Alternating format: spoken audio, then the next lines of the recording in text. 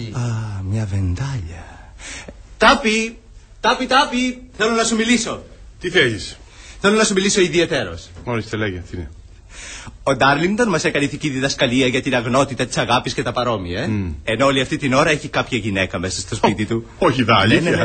Ναι, να και η βεντάλια της. Νόστιμο, Λόρδε Ντάρλινγκτον, εγώ πηγαίνω. Λυπάμαι που φεύγετε τόσο νωρίς από την Αγγλία. Όταν γυρίσετε, παρακαλώ, περάστε από το σπίτι μου. Η γυναίκα μου και εγώ θα χαρούμε πάρα πολύ να σας δούμε. Φοβάμαι πως θα λείψω πολύ καιρό. Λυπάμαι. Καληνύχτα. Άρθουρ, Ναι. θέλω να σου μιλήσω ιδιαίτερα.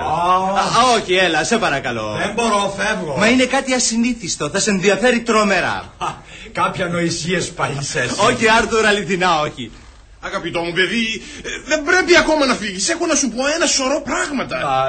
Και ο Σέσιλ έχει κάτι να σου δείξει. Τι είναι τέλος πάντων, τι συμβαίνει? Ο Ντάρλινγκτον έχει κάποια γυναίκα μέσα στο σπίτι του. Να και η βεντάλια της. Νόστιμο, Πώς? Θεέ μου. Τι τρέχει? Λόρδε Ντάρλινγκτον. Ναι. Τι θέλει εδώ στο σπίτι σας η βεντάλια της γυναίκας μου? Άρθουρ. Πάρ' το χέρι ο Σέσιλ, με αγγίζεις. Η βεντάλια της γυναίκας σας? Ναι. Να την. Δεν ξέρω. Πρέπει να ξέρετε. Απαιτώ μια εξήγηση. Άρθουρ. Μη με κρατάς βλάκα. Ώστε εκείνη είναι εδώ. Απαντήστε μου. Τι θέλει εδώ στο σπίτι σας η βεντάλια της γυναίκας μου? Μα το Θεό, θα ψάξω το σπίτι σας. Κι αν η γυναίκα μου είναι εδώ... Δεν θα ψάξετε το σπίτι μου.